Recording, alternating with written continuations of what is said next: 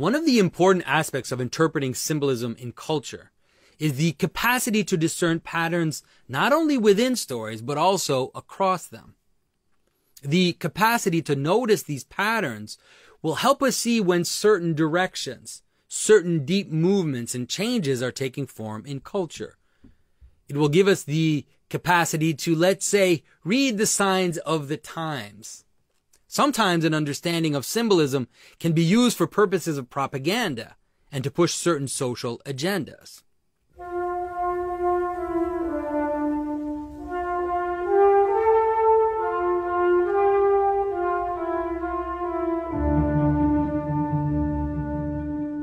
This is Jonathan Pajot. Welcome to the Symbolic World.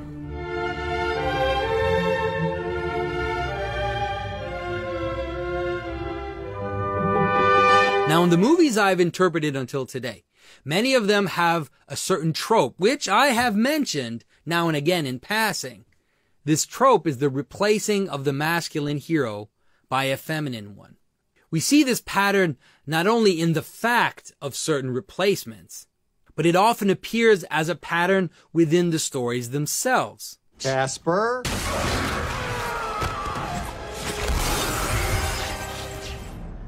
He wasn't really Ghostbusters material. So it's not just that there are more lead feminine characters in stories, which could have been, an opportunity for good storytelling. But it is the very act of supplanting and replacing which is often shown as a story trope. And this trope becomes boldly apparent, especially when we see this pattern appear across several movies.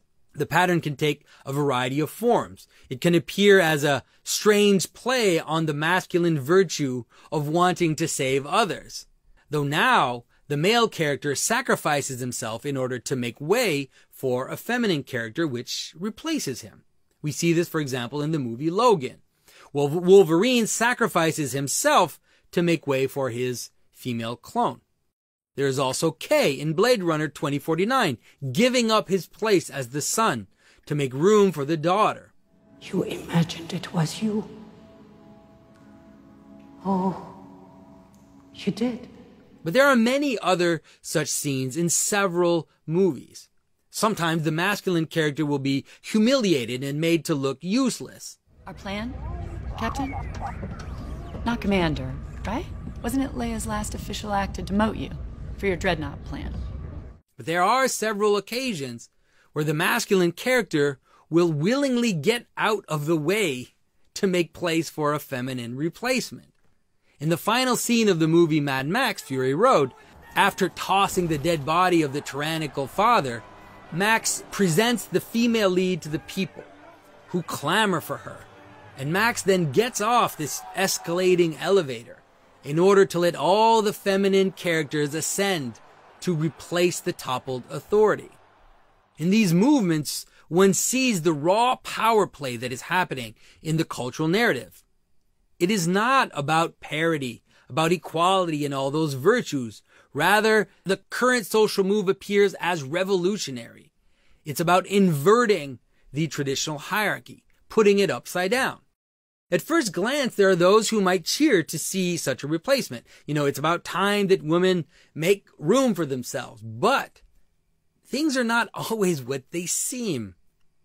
By simply filling masculine social tropes with female characters who embody those very tropes, it might not so much be an elevation of the feminine that we're seeing, but rather a blind attachment to masculine qualities as the ones that truly matter.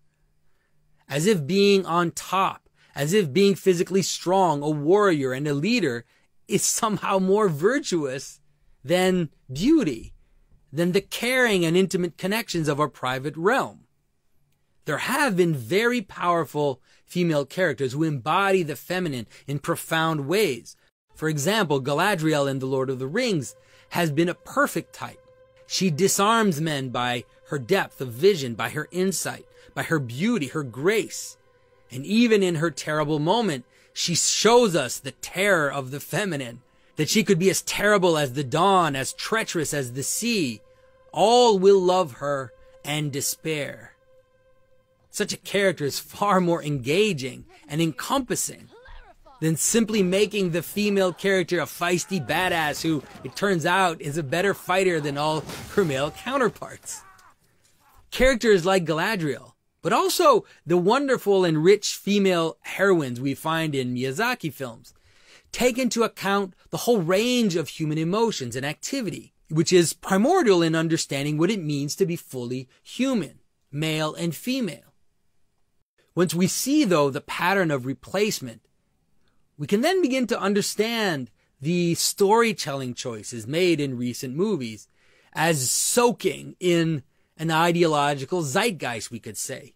So, for example, it would not have been difficult to have Luke Skywalker in The Last Jedi return to the Resistance in order to lead one last grand show of heroism before passing on. But having him appear only as a mirage cut that hope short and crystallized the ascension of Rey, who had already been shown to not need a man. Stop taking my hand! And is constantly shown upstaging the already established masculine character. You're afraid. I bypassed the compressor. Huh. Now, I could have analyzed many movies in order to give a detailed symbolic understanding of what is happening. But I thought that one scene from the recent movie Wonder Woman encapsulate the structure most succinctly. So the scene is happening in a village. The movie has already set up that this village is a kind of microcosm of what is happening more broadly in the war. So after clearing the village of all the enemy soldiers, there's still this sniper shooting people from the church tower, which looms above the center of the village. The fact that the sniper is at the top of the church is very important in terms of symbolism. Just as we can understand the sniper in the very vertical tower shooting his rifle down at the people below as a form of tyrannical masculine power, we don't have to be Freudian to notice that the incapacity of Charlie, right, their own sniper, to take a shot himself, is an image of the flip side of tyrannical power. That is, it is a form of male impotence. So the solution which appears suggested by Steve Trevor is for the men to get under the steel shield and prop up Wonder Woman. Now, the mechanics of the situation did not need the men to do that. We had already seen Wonder Woman leap up at least that high and escalate stone buildings. But it was important that the men lift her up, just as it was important to have that escalating platform in Mad Max to show the ascent in order to establish the new hierarchy. In the village scene, we can now easily understand the importance of the church tower, as Wonder Woman, the goddess but also the god killer, leaps up and destroys this masculine symbol of power, of tradition, of Christianity, only to then appear in the rubble above the villagers, replacing the tower itself in order to receive the praise of the villagers. And the scene of the church tower is also the first of this repeating pattern in the movie, where we see Wonder Woman lifted up into the air in order to kill her enemies, culminating in taking the form of the cross and striking this masculine god of war and of tyranny from above with lightning bolts.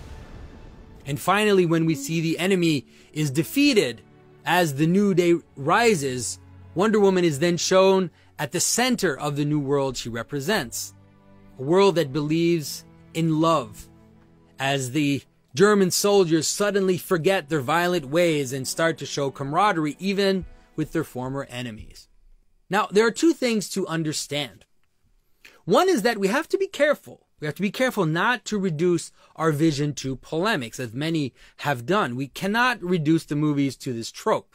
We must not be blinded by politics. We always need to stay clear-headed enough to see the symbolic patterns appear where they appear. That is why I only occasionally mentioned all of this when analyzing many of these movies before, such as Logan or Gravity. Having said that, the second thing to understand is that we also need to see the pattern.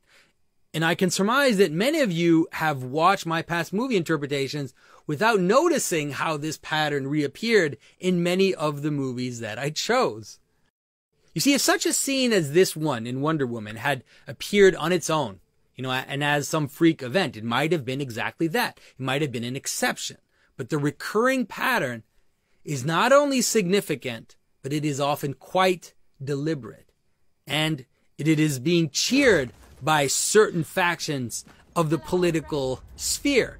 For example, in an article critiquing the latest Marvel Universe movie, Ant-Man and the Wasp, in which this very pattern of supplanting and replacing is playing itself out. For example, notice the composition of the posters.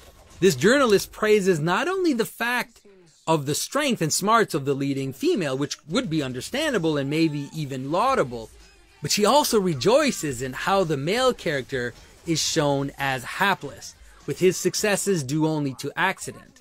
The author of the article complains that the MCU is not going far enough, but is moving in the right direction. And she looks forward to seeing how the MCU will deal with the introduction of Captain Marvel, who has already been a focal point of propaganda in recent Marvel comics. And so too, those of us who look for symbolic patterns, we should all pay attention as this trope, this sign of the times, shows every sign of being on an accelerating ascent.